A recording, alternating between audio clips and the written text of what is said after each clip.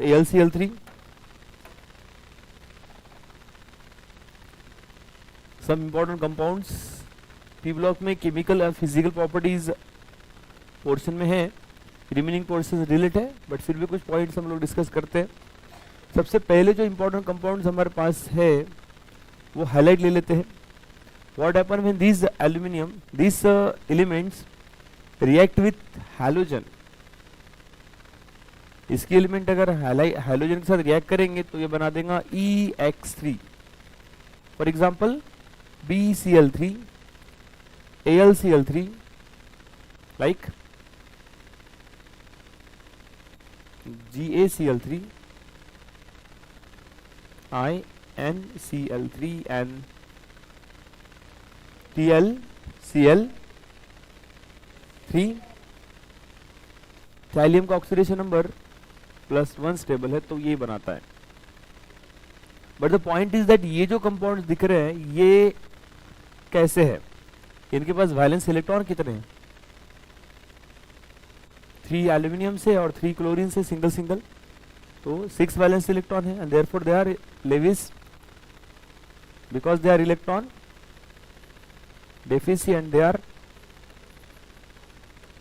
Levi's acid, वो Lewis acid है। अब यहाँ पे हमारे पास हम लोग क्या करते हैं कि हाइलोजन को चेंज करते हैं, BF3 तो BCl3 तो BR3 BI3 और कंपेयर करते हैं कि which one is more acidic. और ये क्वेश्चन मैं आपसे करता हूँ कि which one is more acidic now, बताओ कौन सा है?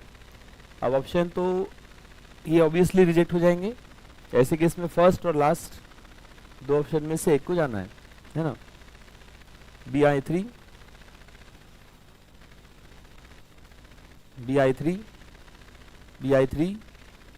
BF3 बट कभी कभी एक्सेप्शन भी हो सकता है, BCl नहीं है। BI3 क्यों मोर एसिडिक है?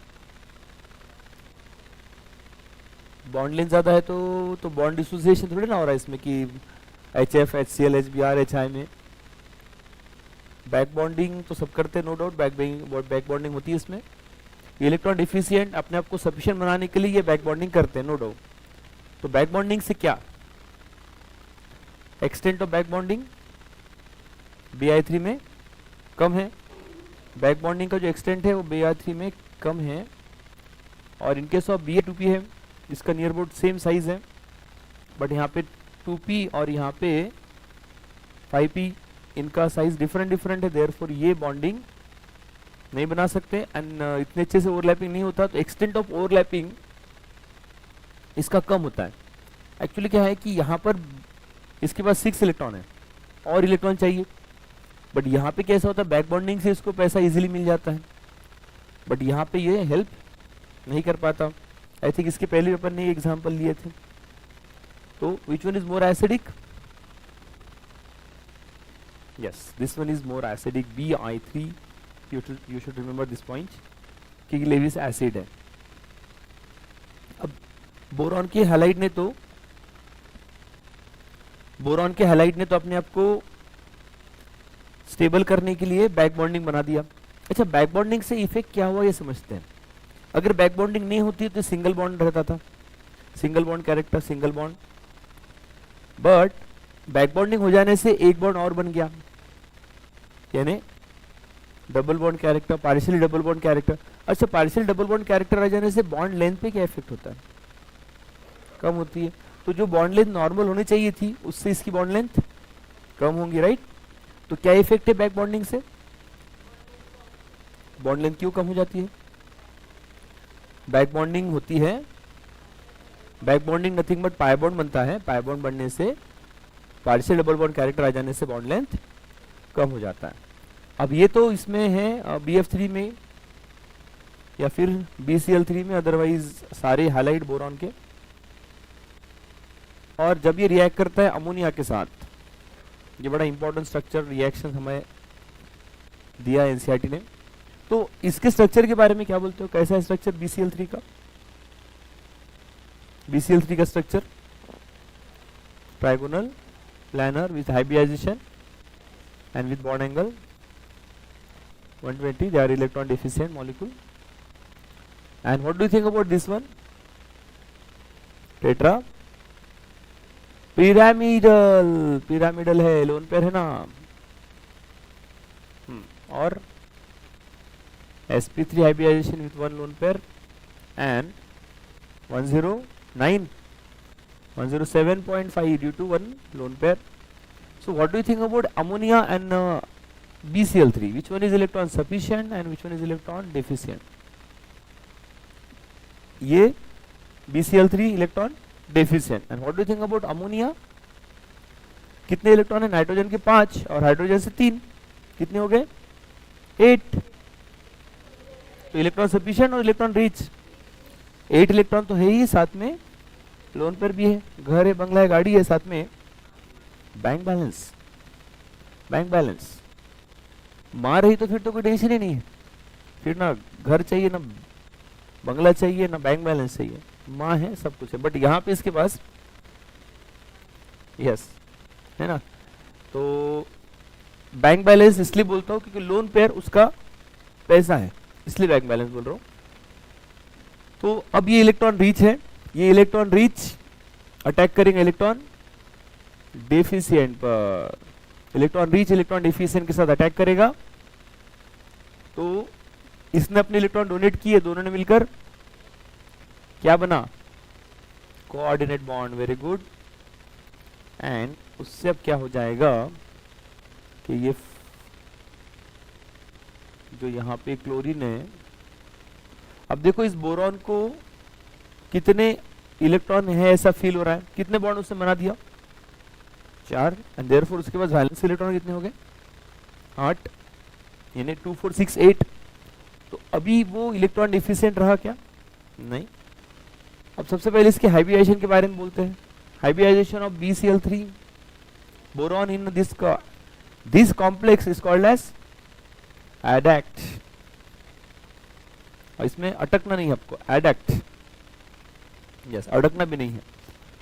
And this is nothing but sp3 hybridization without lone pair. So geometry is tetrahedral with bond angle is 109. And in case of this one, again this is sp3 hybridized but without lone pair. पर nitrogen के पास d orbital नहीं है, वो square planet नहीं बनाएगा. वो क्या बनाएगा? टेट्राहेड्रल ही बनाएगा. बॉन्ड एंगल 109 हो जाएगा. बट इसलिए बोला क्योंकि आपने टेट्राहेड्रल, आपने स्क्वायर प्लैनेट बोला था. पॉइंट ये है कि क्या चेंजेस आ गए हैं एडक्ट बनने के बाद. पहले इसका हाइब्रिडाइजेशन sp2 था, अब sp. नाइट्रोजन में हाइब्रिडाइजेशन को लेकर कुछ चेंज नहीं हुआ, बट बॉन्ड एंगल को लेकर चेंज हुआ है, ज्योमेट्री को लेकर चेंज हुआ है.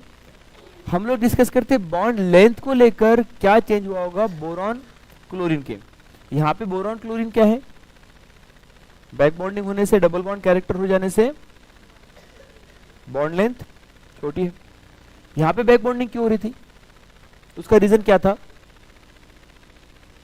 इलेक्ट्रॉन डिफिशिएंट था, अपने आप को सफिशिएंट करने के लिए वो आगे वाले से बैक बॉन्ड नहीं करवा रहा था. यहां पर देखो, यहां पर इसको नीड है कि बैक बॉन्डिंग की नहीं. उसका जो टारगेट था, जो मोटो था, जो गोल था, वो अचीव कर चुका है. अब यहाँ पे back bonding, no back bonding. और बैक बॉन्डिंग नहीं होंगी तो सिंगल बॉन्ड रहेगा, double bond character, single bond character, single bond character रहेगा तो बॉन्ड लेंथ. तो बॉन्ड लेंथ इंक्रीजेज. इतने सारे चेंजेस होते हैं जब कभी बोरॉन का हैलाइड अमोनिया या फिर कोई भी इलेक्ट्रॉन रिच मॉलिक्यूल अमोनिया के जैसे मॉलिक्यूल के साथ रिएक्ट करता है तो एडक्ट बनता है. तो इतने सारे चेंजेस आते हैं. तो इसके क्योंकि एक रिएक्शन है, केमिकल पॉइंट है, इसमें हमारे लिए हम लोग ज़्यादा इंटरेस्टेड हैं. इस पॉइंट को अपने पास मेंशन करो.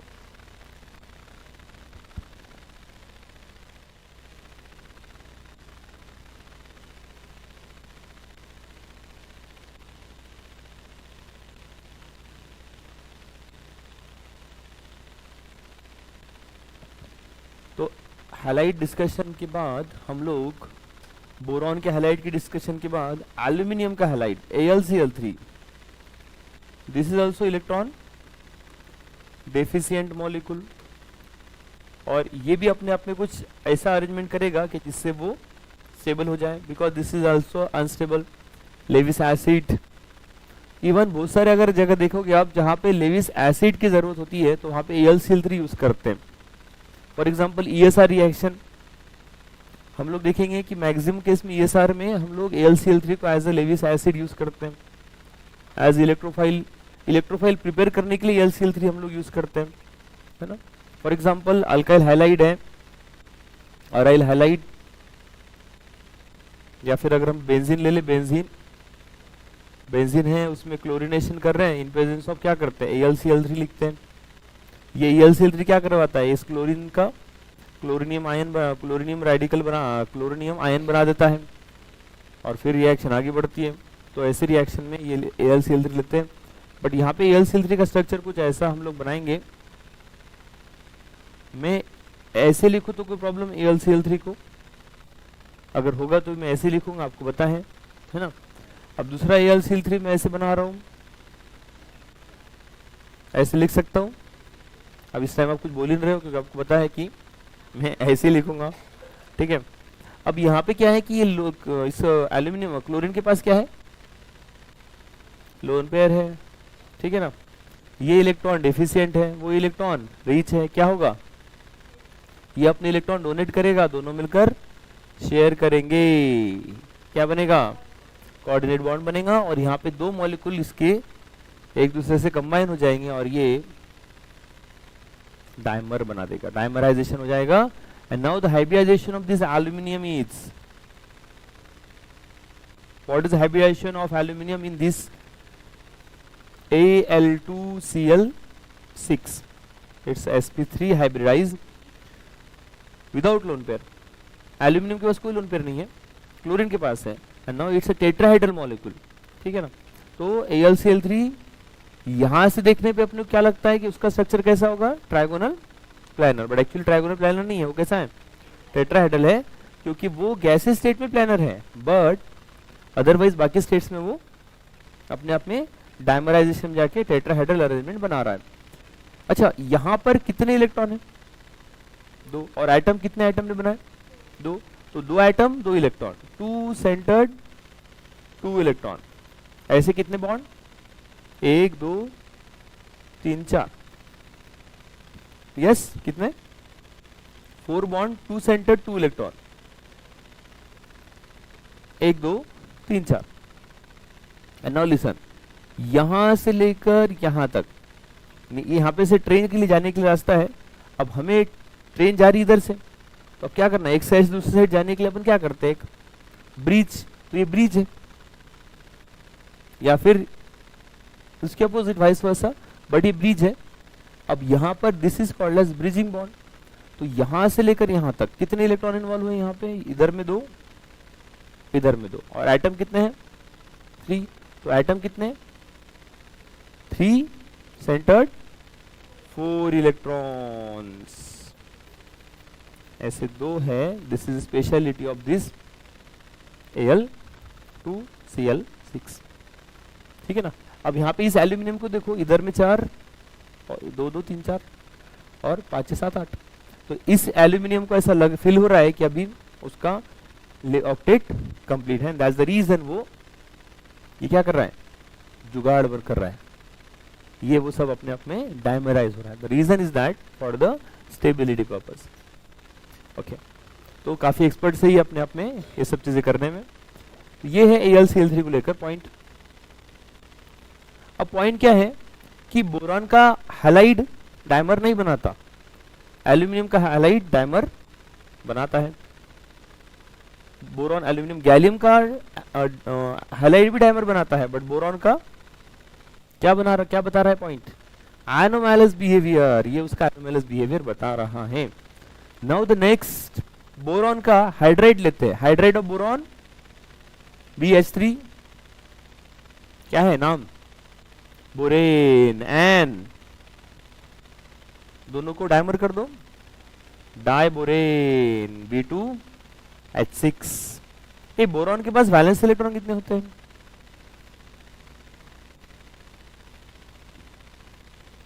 बोरॉन के वैलेंस इलेक्ट्रॉन,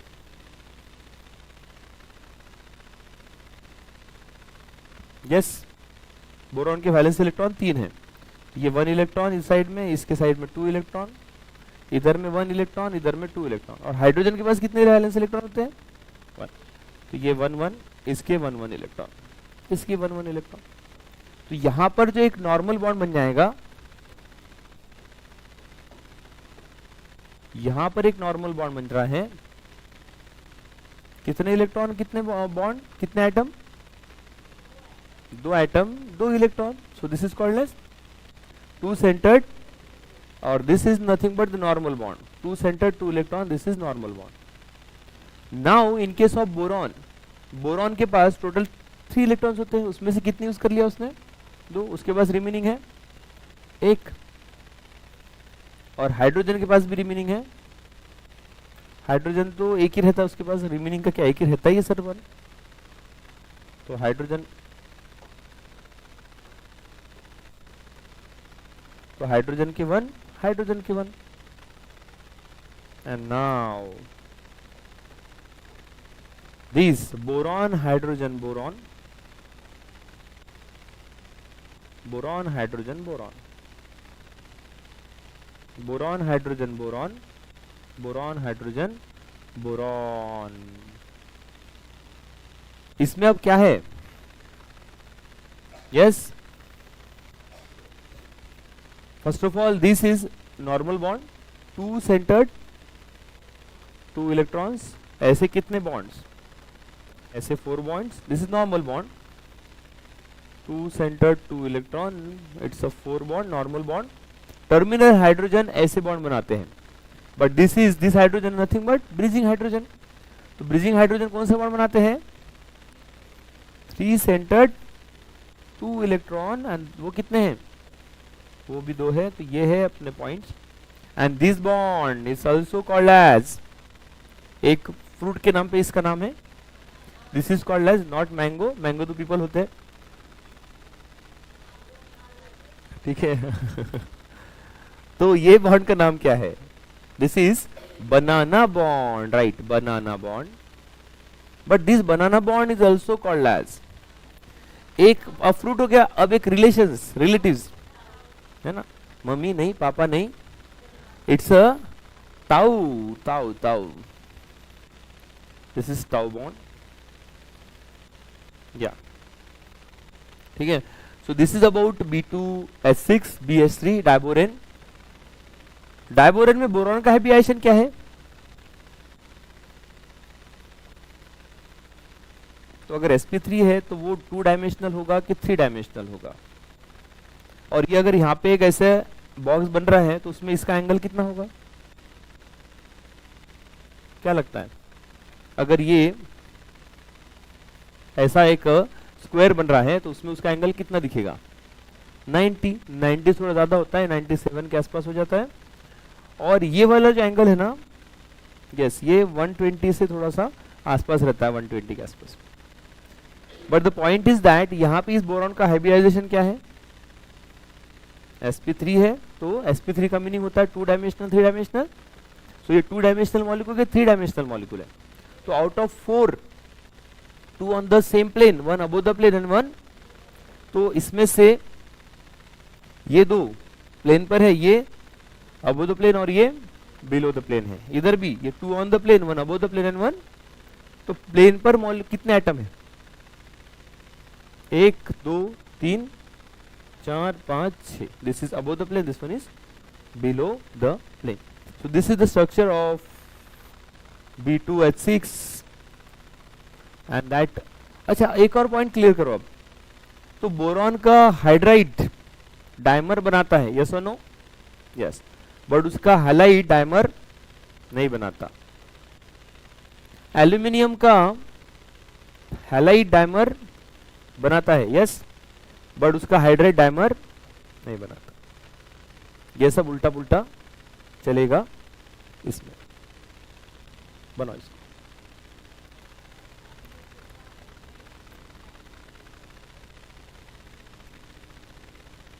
उसको बैक बॉन्डिंग का नीड नहीं है। एल्यूमिनियम के हाइलाइट को, एल्यूमिनियम के हाइलाइट को बैक बॉन्डिंग की नीड नहीं है, वो ऑलरेडी डायमर बना चुका है।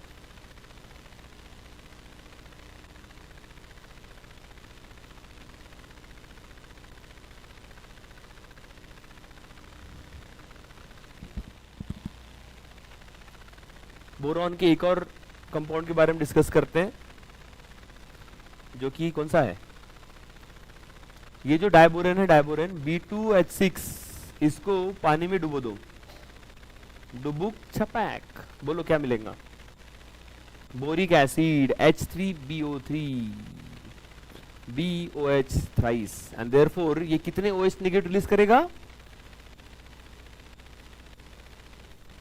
कितने OH नेगेटिव रिलीज करेगा, 0। तो ये OH नेगेटिव रिलीज नहीं करने वाला, ये बेस नहीं है, तो ये बेस नहीं है तो ये एसिडिटी शो नहीं करेगा। ये एसिड है तो कितने H पॉजिटिव रिलीज करता है, चलो देखते हैं इसका स्ट्रक्चर, देखते हैं बोरॉन, और देखते हैं इसकी बेसिक नेचर क्या, इसकी बेसिसिटी क्या है। बेसिसिटी यूनिवेरिएबल HCl जब वाटर में जाएगा तो 1 H पॉजिटिव रिलीज करता है, देयरफॉर उसकी बेसिसिटी 1 है। तो वैसे ही हमारे पास बोरिक एसिड है, बोरिक एसिड का स्ट्रक्चर कुछ ऐसा है कि each boron surrounded with 3 oxygen and then oxygen attached with hydrogen. And now what is the hybridization of boron in boric acid? sp2, therefore it's a 2-dimensional molecule or 3-dimensional molecule. It's a 2-dimensional planar molecule. With these hydrogen form, yes, क्या बना रहा है ये, टिंग टिंग टिंग टिंग टिंग टिंग टिंग टिंग टिंग, hydrogen bonding with another molecule of boric acid. तो ये अगर हाइड्रोजन बॉन्डिंग में इन्वॉल्व है, इंटरमॉलिक्यूलर, कि ये दूसरे मॉलिक्यूल के साथ बना रहा है, तो ये हाइड्रोजन रिलीज कर सकता है क्या, नहीं। एंड देयरफॉर बोरिक एसिड के पास ऐसा कोई भी हाइड्रोजन नहीं है जो सॉल्यूशन में रिलीज हो जाता है। ठीक है, अपन ने क्या बोला था, एसिड जो होता है उसकी बेसिसिटी होती है, जितना H पॉजिटिव रिलीज करेगा, तो कितना H रिलीज कर रहा है, कुछ भी नहीं। तो एक होता है प्रोटोनिक एसिड, एक होता है नॉन प्रोटोनिक एसिड। तो ये प्रोटोनिक है कि नॉन प्रोटोनिक है, it's a non protonic acid. Why this is called as non protonic acid, because it does not release H positive in solution. But जिस तरह से स्नेक अपना खुद का घर नहीं बनाता, यस, कोयल भी नहीं बनाती, तो वैसे ही अपना बोरिक एसिड भी बड़ा ही महान है। देखो ना क्या करता है, ये पानी के घर पे जाता है, पानी का घर, इस रिएक्ट विथ वाटर, और वाटर के OH नेगेटिव ले लेता है, एंड वाटर से ही H पॉजिटिव बना देता है। पानी में कितना H पॉजिटिव बनाया, एक। डेफिनेशन क्या थे एसिडिटी की, number of H positive, basicity की, number of H positive release by acid in solution. तो सॉल्यूशन में कितना H पॉजिटिव बन गया, 1। कहां से आया, क्या आया, उसको कुछ नहीं करना, बन गया कितना, 1। देयरफॉर इसका बेसिसिटी कितना है, 1। It's a mono basic. But उसने क्या किया समझना है, वाटर के पास से OH नेगेटिव, तो OH नेगेटिव एक्सेप्टर, ये OH नेगेटिव डोनर वाला क्या होता है, बेस, और OH नेगेटिव एक्सेप्ट करने वाला एसिड। बट ये तो नेगेटिव है ना, इलेक्ट्रॉन पेयर एक्सेप्ट करने वाला कौन सा एसिड। अब ये सबसे पहले अरेनियस एसिड है क्या, अरेनियस एसिड तो H पॉजिटिव रिलीज करता है अपना खुद का, इसने अपना खुद का H पॉजिटिव रिलीज किया क्या, ना, it's not Arrhenius acid, it's not a Bronsted acid, Arrhenius Bronsted तो सेम ही है।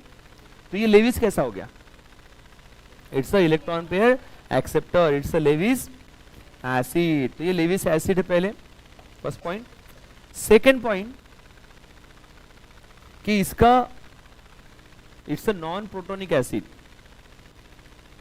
नॉन प्रोटोनिक एसिड, ठीक है।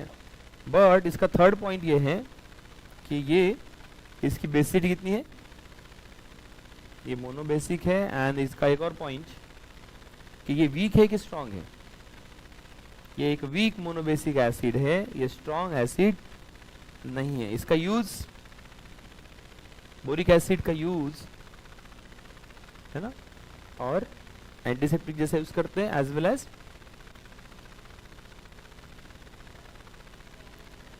कैरम खेलने के लिए भी पाउडर यूज करते हैं ना, बोरिक पाउडर। तो दो जगह इसकी यूज है, बट ये वीक एसिड है, ये आपको रिमेंबर रखना है, और ये मोनोबेसिक एसिड है, और ये नॉन प्रोटोनिक एसिड है। बट ये लेविस एसिड कैसा एक्ट कर रहा है? लेविस एसिड कैसे बोलेंगे हम लोग इसको? बिकॉज ये इलेक्ट्रॉन पेयर एक्सेप्ट कर रहा है, ये OH नेगेटिव एक्सेप्ट करता है, ये एक नया अलग टाइप का हमने कंसेप्ट लगा दिया यहाँ पर। यस, तो ये बोरिक एसिड है। बोरिक एसिड से रिलेटेड कुछ पॉइंट कि ये अपना H रिलीज क्यों नहीं कर सकता है? Because that involve in hydrogen bonding. NCERT ने बड़े अच्छे से दिया है, देखेंगे इसको हम लोग एनसीईआरटी से, तो ये और अच्छे से क्लियर हो जाएगा। बट ये इसके ये जो B2H6 से डायबोरेन, इसको हीट करवा दो, क्या बनेगा? हीट करवाना है यानी कंबशन करवाना है। कंबशन का प्रोडक्ट बोल CO2, बोलो अब यही बोलोगे, CO2 भी एक कार्बन होना तो चाहिए। यानी कंबशन कर रहे हैं, क्या करते हैं अपन? कंबशन से क्या होता है, कौन सी रिएक्शन है? ऑक्सीडेशन। तो भाई इसका ऑक्सीडेशन होकर क्या बनेगा? B2O3, एंड B2O3 को पानी में ऐड कर दो, डुबुक छपैक, तो बोरिक एसिड, यानी बोरेन डायरेक्ट वाटर ऐड करो तो भी बोरिक एसिड, और उसका ऑक्साइड को वाटर में ऐड करो तो भी बोरिक एसिड बनने वाला है। बना दो इसको। अच्छा, बोरॉन का एक होता है एनोमैलस बिहेवियर, दूसरा होता है डायगोनल। बोरॉन का डायगोनल किससे होगा? Lithium, sodium, beryllium, magnesium, boron, aluminium, carbon, silicon. इसको कट कर दिए, इसको कट कर दिया, और सॉरी क्या कर रहा हूं मैं, इसका कट कर दिए, इसका ये कट कर दिया। अब ये इसके साथ, ये इसके साथ, और ये, तो बोरॉन का एनोमैलस बिहेवियर, डायगोनल रिलेशनशिप किसके साथ है? बोरॉन का जो एसिड है, सॉरी बोरॉन का जो ऑक्साइड है और हाइड्रोक्साइड है, उसका नेचर कैसा है? एसिड। भैया इसका ऑक्साइड, हाइड्रोक्साइड, SiO2 का पानी में ऐड करें तो क्या बनाएगा? Boron, boric acid, silicon, silicic acid, and that is also acidic. Aluminium का ऑक्साइड, एम्फोटेरिक, तो बेरिलियम का ऑक्साइड आल्सो एम्फोटेरिक। मैग्नीशियम का ऑक्साइड बेसिक, लिथियम का ऑक्साइड बेसिक। तो ये है इनके पॉइंट्स। अब इसमें से लिथियम का तो टोटली डिलीट हो गया इस ब्लॉक से। एल्यूमिनियम है करके बेरिलियम पे कुछ क्वेश्चन कर रहेगा। सिलिकॉन और बोरॉन, इससे हमें यहाँ पे समझ में आ रहा है, दिस इज डायगोनल। यस, तो ये इसके केमिकल प्रॉपर्टीज और कुछ और कंसेप्ट है हमारे पास। डायबोरेन, बोरिक एसिड,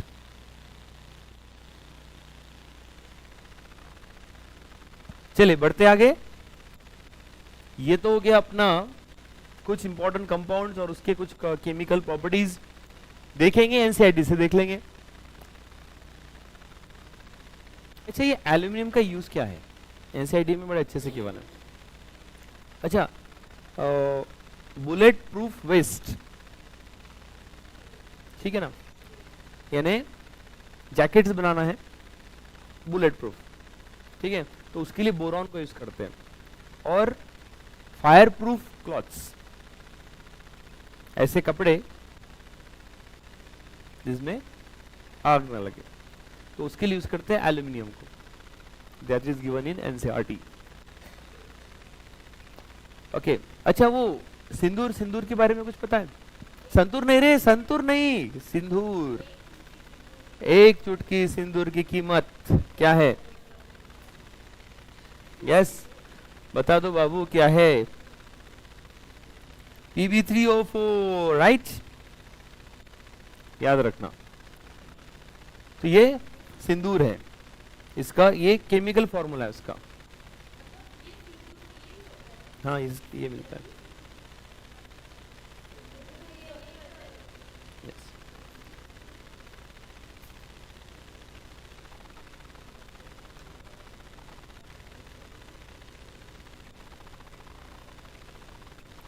ओके तो देखो ये स्ट्रक्चर के बारे में आपको बता रहा था कि बोरिक एसिड जो है वो अपना H रिलीज नहीं कर सकता। द रीजन वो हाइड्रोजन बॉन्डिंग में रहता है। But boric acid nothing but called as orthoboric acid.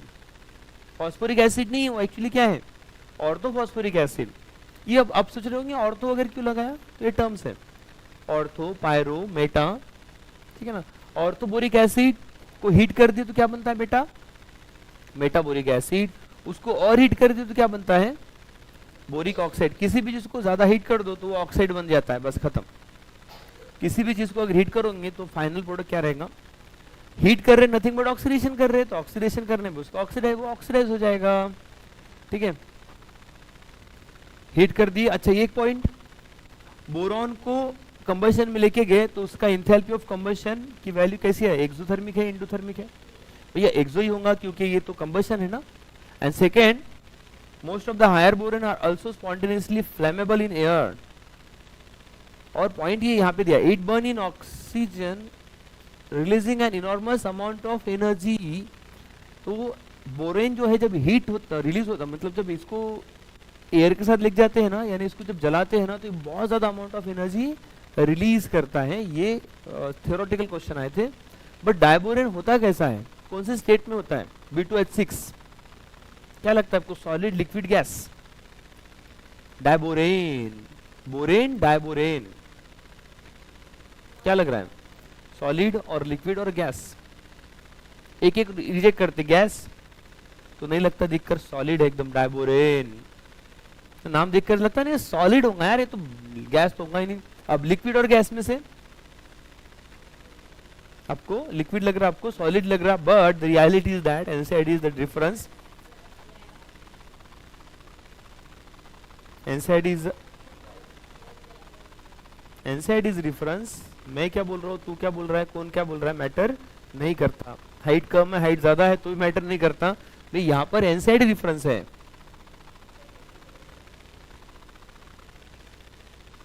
Yes, most of the higher boron are also spontaneously flammable in air, and the diboron is colorless, highly toxic gas. Diboron gaseous state में रहता है,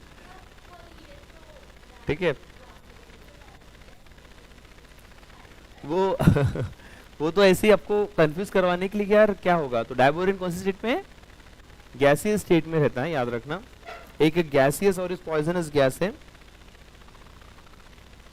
yes. तो diborane colour, diborane जो है, diborane क्या है ना कि ये क्या अपना एयर के साथ रिएक्ट होगा, या फिर इसको बोलेंगे जब इसको हम लोग हीट करेंगे तो ये कैच पकड़ लेगा। Diborane catches fire, but the wire don't catch fire, it's a हैवर्स, हम किसी के ऐड नहीं करते। But the point is that diborane जलता है, इसको जलाया जा सकता है और वो बहुत ज्यादा अमाउंट ऑफ एनर्जी रिलीज करता है। बट डायबोरेन को जब हम लोग रिएक्ट करते हैं अमोनिया के साथ तो वो बना देता है एक important compound, that is called as inorganic benzene. क्या है, B3N3H6 known as that inorganic benzene is nothing but borazine, also called as borazole। तो इसके दोनों में आपने इसको मेंशन करना चाहिए कि केमिकल प्रॉपर्टीज में आ रहा है कि this inorganic benzene nothing but borazine, borazole, B3N3H6। अच्छा, ऑर्गेनिक बेंजीन के बारे में क्या लगता है आपको, रिएक्टिव है कि इनर्ट है वो ऑर्गेनिक बेंजीन, लेस रिएक्टिव है, more reactive in organic benzene, organic resonance है, स्टेबिलिटी है, देयरफॉर वो रिएक्टिव नहीं है। रिएक्शंस हम लोग करवाते हैं, उसकी डायरेक्ट रिएक्शन कहाँ होती है, हमें लेविस एसिड की नीड होती है, LCl3 ये ऐड करो, वो ऐड करो, सॉल्वेंट की नीड है, ठीक है ना। तो अपना ऑर्गेनिक बेंजीन कैसा है, इनर्ट है, लेस रिएक्टिव है, उसमें एक बहुत अच्छा रेजोनेंस है, कंप्लीट रेजोनेंस है। बट और इनऑर्गेनिक बेंजीन जो है ना, उसमें जो पॉइंट है, रेजोनेंस तो है, बट होगा क्या, जब इलेक्ट्रॉन नाइट्रोजन के पास जाएंगे कि नाइट्रोजन से रिटर्न बोरॉन के पास जा सकेंगे, boron less electronegative, nitrogen more electronegative, तो नाइट्रोजन अपने इलेक्ट्रॉन बोरॉन को देना प्रेफर नहीं करता, तो रेजोनेंस इसमें भी होता है बट उतना इफेक्टिव रेजोनेंस नहीं है। Therefore inorganic benzene is more reactive, organic benzene is less reactive. दोनों में डिफरेंस क्या है? दोनों का स्ट्रक्चर बिल्कुल सेम है, दोनों भी साइक्लिक रिंग है, बट इनऑर्गेनिक बेंजीन रिएक्टिव है, organic benzene less reactive. The reason less effective resonance, वहां पे मोर इफेक्टिव रेजोनेंस। और एक ऐसा ही ग्राफाइट भी होता है, इनऑर्गेनिक ग्राफाइट, इसको बोलते हैं ग्राफाइट जैसे स्ट्रक्चर होता है उसका, इट्स अ Bn, बोरॉन का नाइट्राइड Bn, इनऑर्गेनिक ग्राफाइट। और इसके बारे में हम देख लिया, डायबोरेन 97 और इधर 120 बॉन्ड एंगल, तो इसके बारे में डिटेल एक्सप्लेनेशन हो चुका है। बस लास्ट में एक पॉइंट रिमेनिंग है, usages of boron and aluminium and their compounds.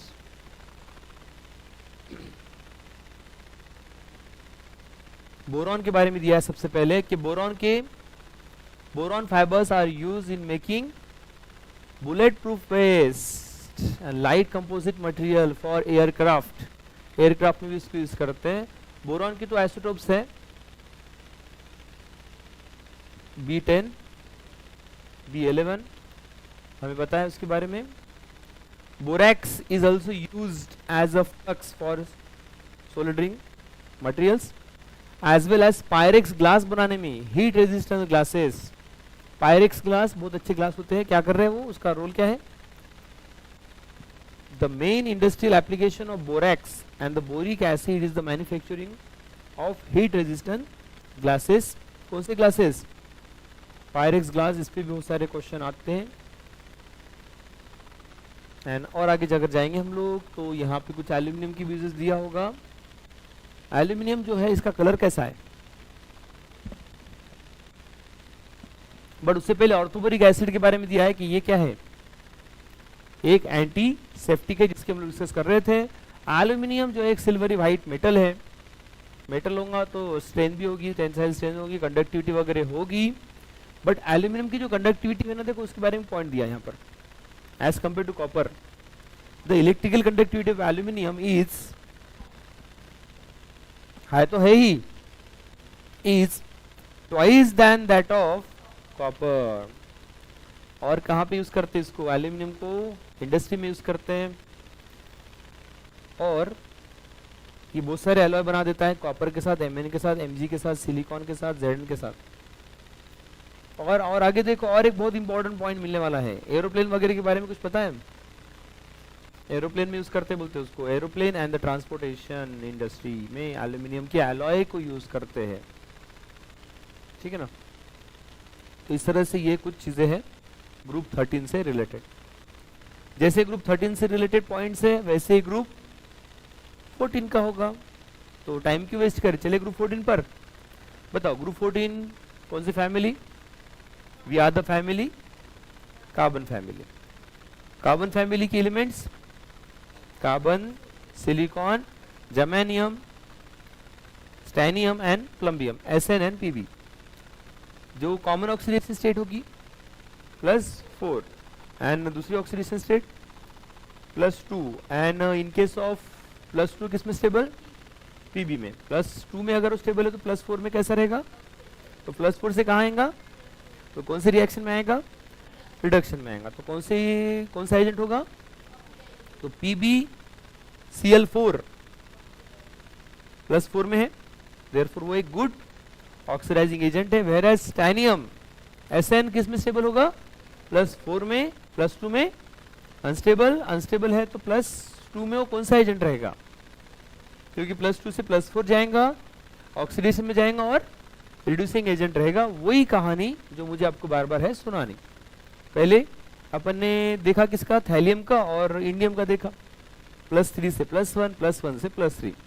Same again अब मैं बता रहा हूं आपको ग्रुप 14 के लिए। तो आपने कल ही बताया था, आई थिंक मैंने आपको, कि एक सीरियल खत्म हो गई, अब उसका पार्ट 2 आएगा। बताया क्या आपको कल? मैंने कल बताया था कि पॉइंट नागिन वगैरह के बारे में। एग्जैक्टली वैसे ही चलता है इसमें भी। पार्ट 1 हो गया है, जो चीजें थी अब पार्ट 2 में वैसी, थोड़ा सा चेंज करना पड़ेगा, विलेन वगैरह को चेंज कर देते, बाकी सब वैसे ही, उसको याद भी आएगा, पहले का पूरा याद भी आएगा उसको। एग्जैक्टली उसकी बेटी है ना, सब वैसे पॉइंट उसको याद आएंगे, इसके भी साथ वैसे रहेगा, कुछ चीजें चेंज होंगी, बाकी सारी चीजें वही रहेगी। चलो देखते हैं इसके बारे में। हमने ये देखा था कि इसके एटॉमिक साइज में कोई चेंजेस है क्या, देखो कोई एक्सेप्शन है क्या, देख लो।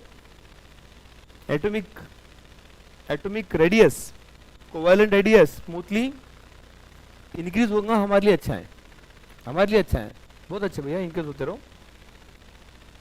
आईपी में चेंजेस है, उससे पहले इलेक्ट्रोनेगेटिविटी वैल्यू क्या थी, कार्बन 2.5, 1.8, 1.8 एंड 1.9।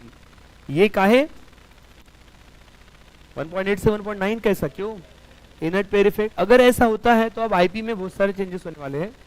सबसे ज्यादा डिफिकल्ट किस में जाएंगे इलेक्ट्रॉन रिमूव करना, कार्बन, सबसे ज्यादा आईपी कार्बन का होगा नो डाउट, फिर उससे थोड़ा सा कम होगा सिलिकॉन, उससे कम होगा जर्मेनियम, उससे कम होगा स्टैनियम, बट ये प्लम्बियम का सडनली क्यों बढ़ गया, अगेन इनर्ट पेयर इफेक्ट।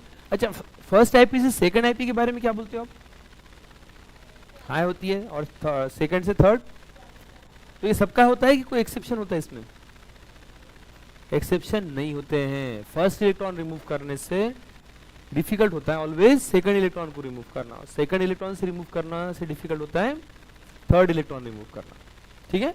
तो किसी का भी मंतोष फर्स्ट आईपी से ऑलवेज मोर होगा सेकंड आईपी, और सेकंड आईपी से ऑलवेज मोर होगा थर्ड आईपी। देख लो देख लो देख लो, एनसीडी अपने को बता देगा इसका। डेंसिटी देख लिया, मेल्टिंग पॉइंट भी देख लो, मेल्टिंग पॉइंट भी स्मूथली डिक्रीज हो रहा था, बट यहाँ पे प्लम्बियम वहां से आगे थोड़ा बढ़ा दिए, रीजन यस उसकी फोर्स ऑफ अट्रैक्शन बढ़ जाता है फॉर इनर्ट पेयर इफेक्ट से। तो ये है अपने इस फैमिली का point. Group 14, all members of group 14 are solids. अच्छा नेचर का इसका क्या है, कौन कैसे नेचर का है, metal, non metal, metalloid, first two are non metal, next two are metalloid के, germanium is metalloid only. NCERT difference है, आप क्या बोल रहे हैं, मैं क्या बोल रहा, ये क्या बोल रहा, वो क्या बोल रहा, मैटर बिल्कुल ही नहीं करता। Carbon and silicon are non metal, germanium is a metal, whereas tin and lead are soft metal with low melting point. Yes. अब इसका मेल्टिंग पॉइंट अगर देखा जाए तो melting point and the boiling points of group 14 elements are much higher than those of corresponding 13 group. चलो oxidation state के बारे में हम लोग ऑलरेडी डिस्कस कर चुके हैं, थोड़ा आप भी समझा दो। क्या बोला, कौन से रहते हैं, +4 और +2 का ऑर्डर ये रहेगा, ठीक है। अच्छा एक क्वेश्चन मेरे माइंड में आ गया, क्योंकि ये तो हम लोग ऑलरेडी डिस्कस कर चुके हैं अभी कि कौन कौन सा एजेंट होगा, ऑक्सीडाइजिंग एजेंट, रिड्यूसिंग एजेंट, सब चीजें हुई थी यहाँ पर। मेरे माइंड में क्वेश्चन ये आ रहा है कि PbCl2 एंड PbCl4 इनमें से स्टेबल कौन है, अनस्टेबल कौन है। PbCl4 अनस्टेबल है, PbCl2 स्टेबल है। ये क्वेश्चन नहीं था, क्वेश्चन ये है कि इसमें which one is more covalent, which one is more covalent. Stable कौन है, देखो हिंट दे रहा हूं, स्टेबल कौन है, PbCl2, which one is more covalent. क्या स्टेबिलिटी से कोई रिलेशन है कोवैलेंट कैरेक्टर का, बिल्कुल ही नहीं है, ये हिंट तो है ही नहीं, है ना। तो अब रिलेशन बताओ, which one is more covalent. आगे तो नहीं बढ़ सकते जब तक आप आंसर न दे। सर आंसर तो कब का बन गया है, मैंने PbCl2 बना दिया है, उसने PbCl4 बना दिया है, आंसर बन चुका है। एक्सप्लेनेशन दे, एक्सप्लेनेशन चाहिए। PbCl4 Pb+4 में है, स्मॉल कटायन है एंड स्मॉल कटायन होने से उसका कोवैलेंट कैरेक्टर ज्यादा रहेगा। सिंपल से फटाफट आंसर आना चाहिए। एक और पॉइंट देखेंगे, सिलिकॉन फ्लोरीन के साथ जाके 6 बॉन्ड बना सकता है, क्या कार्बन बना सकता है? कार्बन कितने बना सकता है maximum? 4। Why? Absence of d orbital. But germanium भी बना सक रहा है, एसएन भी बना रहा है, कार्बन नहीं बना सकता। ये उसका कौन सा बिहेवियर की तरफ जा रहा है वो? यस। और यहां पर देखो, because of presence of d orbital their halide undergoes hydrolysis. उसकी जो हैलाइड है लाइक SiCl4, GeCl4, GeCl6, ये सभी हाइड्रोलिसिस में जाएंगे। बट जिसके पास डी ऑर्बिटल नहीं रहेगा वो हाइड्रोलिसिस में नहीं जाएगा। तो किसके पास डी ऑर्बिटल नहीं है? कार्बन के पास। तो कार्बन हाइड्रोलिसिस में नहीं जाता है। ये भी उसका इंपॉर्टेंट पॉइंट बन जाता है।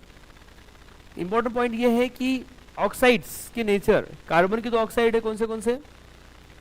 Carbon monoxide and carbon dioxide. Carbon monoxide CO का nature it's neutral, whereas carbon dioxide acidic, क्योंकि पानी में डालोगे तो क्या बनेगा? आप डालोगे CO2, निकल के आएगा कार्बोनिक एसिड H2CO3, पानी में रहेगा, निकलता नहीं बाहर, पानी में रहेगा। SiO is only exists at high temperature.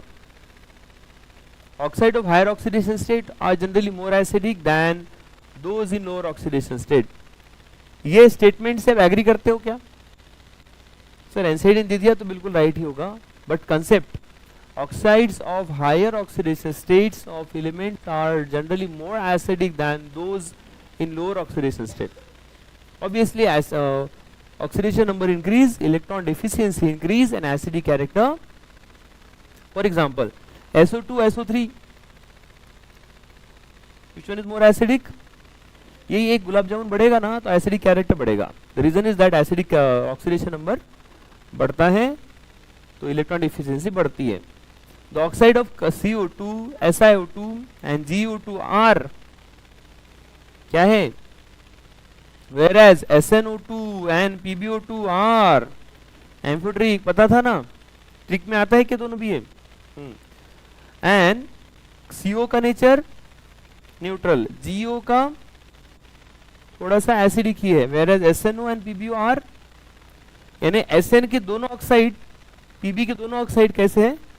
Amphoteric है। ये एम्फोटेरिक है। अच्छा, रिएक्टिविटी विथ वाटर, क्या लगता है? Group elements carbon, silicon, germanium water के साथ रिएक्ट, क्या कार्बन भी रिएक्ट कर जाएगा वाटर से? कार्बन का जो एलोट्रोप है कौन से? Diamond, graphite, fluorine. इमेजिन करो कि वो वाटर से रिएक्ट कर जाते हैं, वाटर में सोल्यूबल हो जाते हैं। सपोज जो कार्बन के एलोट्रोप से वाटर में सोल्यूबल हो जाते हैं, और ये कंसेप्ट चोरों को पता चल गया कि आज से जो है डायमंड के जो एलोट्रोप्स है वो वाटर में सोल्यूबल होने लग गए। ठीक है, अब क्या करेंगे वो लोग? डायमंड लिया, पानी में डाला और पी गए। क्या मतलब कि ये है कि चोर चोरी करेगा ना, ऐसे कैसे?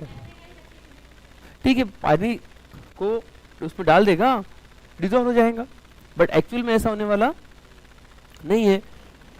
तो कार्बन, सिलिकॉन, जर्मेनियम। अच्छा, कार्बन का तो what do you think about silicon?